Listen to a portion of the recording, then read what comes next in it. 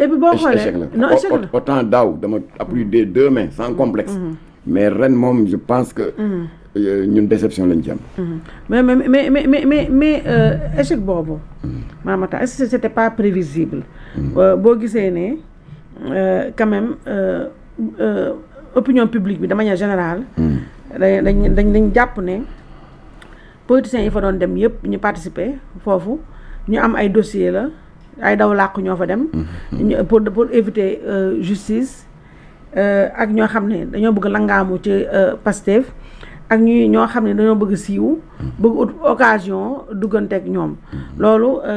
déjà c'est la première fois qu'un dialogue ne passe pas autant aux yeux de l'opinion benn deuxièmement bëgg naa dama am sa xalaat ci noo gisee li ñu woowee contre dialogue mooy à côté le même jour y a eu te bu opposition bële bi nga xam ne dañoo boycotté ñoom moo gën a am adhésion populaire mais beneen bi mooy le fait que manifestement ki nga xam ne dëgg-dëgg même si c'est le premier ministre dañ jàpp ne mooy borom réew mi Ousmane Sonko dédain bu mu xaw a wane ci yow yàgg nga depuis 1988 yéen a ngi participer ci ay dialogue donc je pense que sañu moo xam ne c'est la première fois mais c'est l'une des rares fois yoo xam ne gisuñu implication directe premier ministre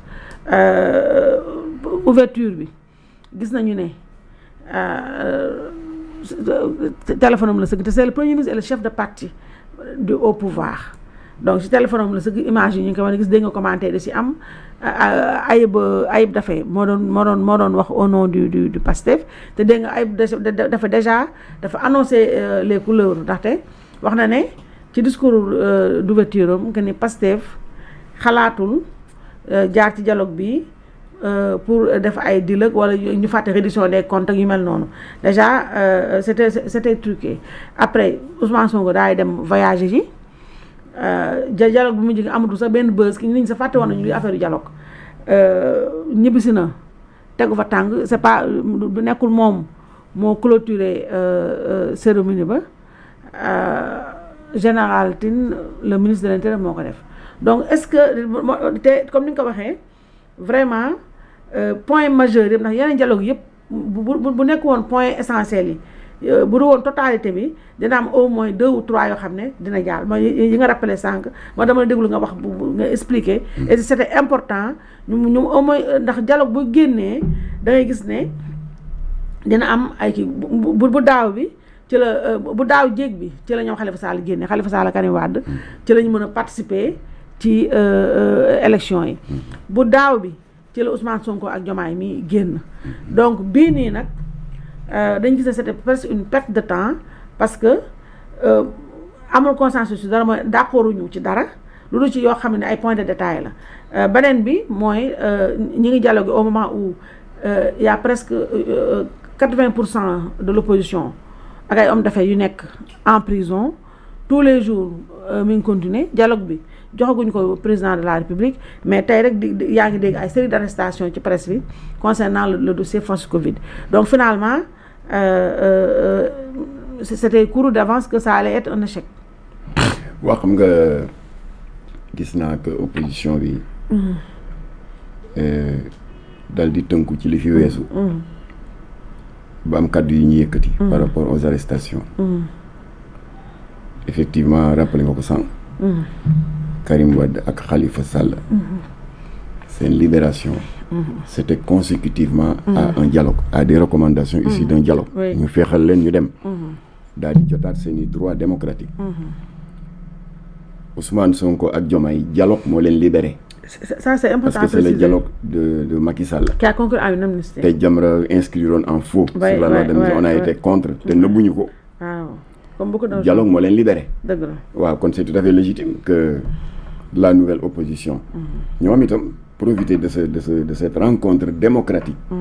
qui est vraiment une fête de la démocratie ñoom itam ñu daal di demander une constance dans cette posture daal di poser le problème des chroniqueurs qui sont toujours en prison alors mais kenn faalewu leen voilà ci laa leen nag que ce dialogue là a un peu failli à sa tradition parce que dafa war a nekk un moment de réconciliation un moment moment de réconciliation nationale et puis moment pour permettre aux Sénégalais de se retrouver entre eux joxantewaat loxo pour que ce pays aille de l'avant waaye tekkiwul ne bu ñu kenn wax loolu lu ñu waxul que nous sommes contre la reddition des comptes on l'a jamais dit ku ñu dénk alal doonte le fukki dërëm la nga gérer ko doonte le 1 heure de temps la am nga obligation morale ñu la ko dénkoon muy peuple bi nga ne leen lii ngeen ma joxoon lii laa ci dépensé lii moo ci des loolu moom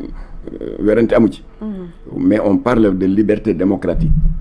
voilà dont certains sont actuellement privés et qui sont en prison voilà loolu dialogue bi moom répondre aux attentes des populations vraiment alors maintenant am na ñu xaw a sikk Sonko ci mutisme man dama d'accord ci attitude Sonko parce que impliqué wu ci bu ci impliqué woon ñu naan voilà il nous impose des choses mais en tant que il nous premier impose des ministre thèmes non nii mu def moo baax et xam nga on parle aussi de ci dialogue bi avant son 2 semaines avant muy ubbi le conseiller enfin le directeur de cabinet politique adjoint de Diomaye du président de la République donc dem na RTS annoncé fa loo xam ça fait beaucoup de bruit et puis ñu bëri sa jàpp na fi est-ce que du woon ballon de sonde parce que le Ndiaye laa dafa ne woon dialogue bi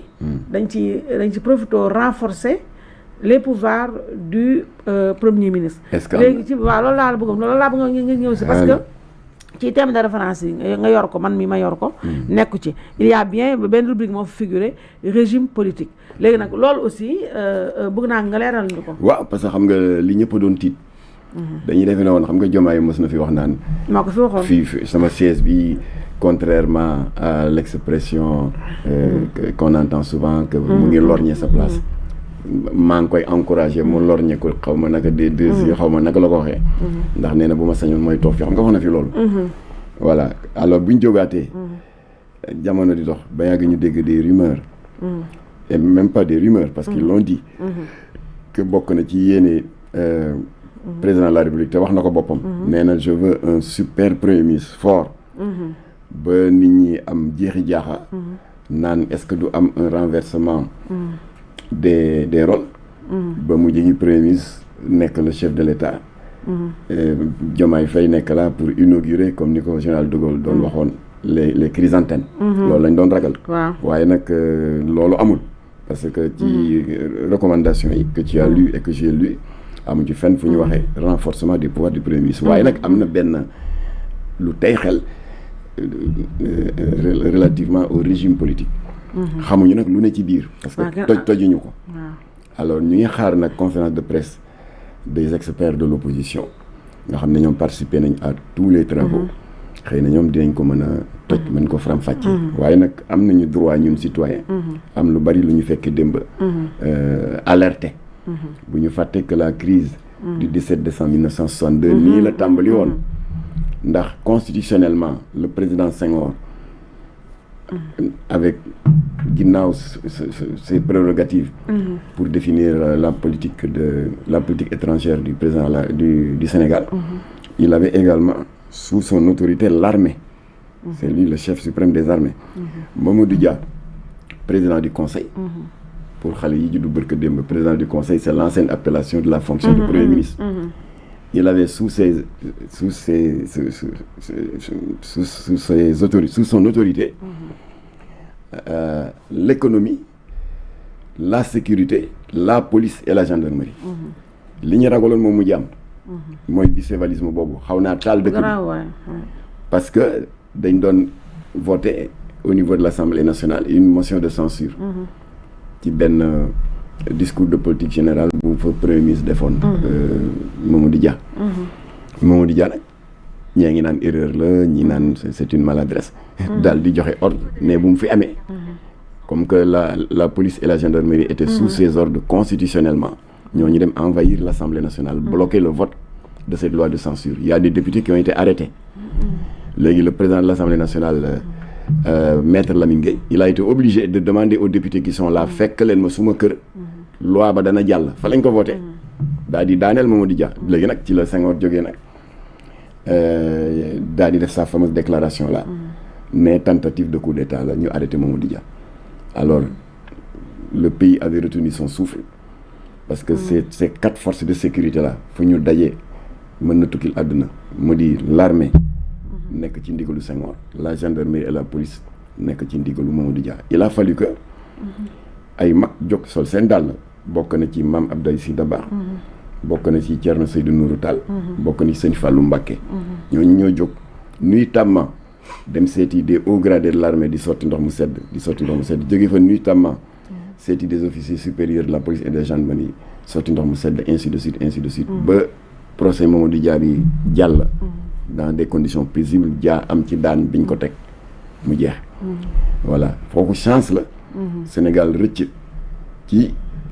loo xam ne kawoo la on était c'était presque au bord du kaw voilà kon nag ni ko Cheikh Hamidou Kane di faral di waxee